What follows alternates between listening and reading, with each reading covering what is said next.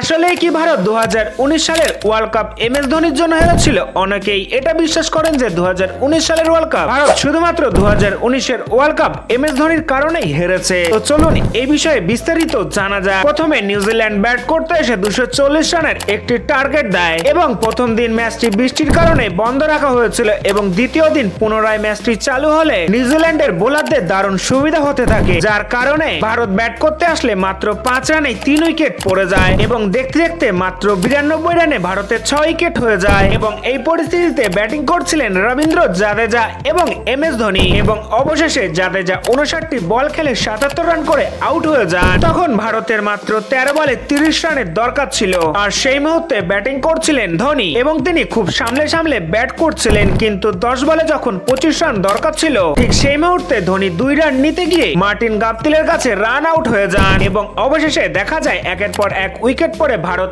এই ম্যাচটি হেরে যায়। এখন আপনাদের কি মনে হয় যে 2019 এর ওয়ার্ল্ড কাপ ভারত কার জন্য হেরেছিল?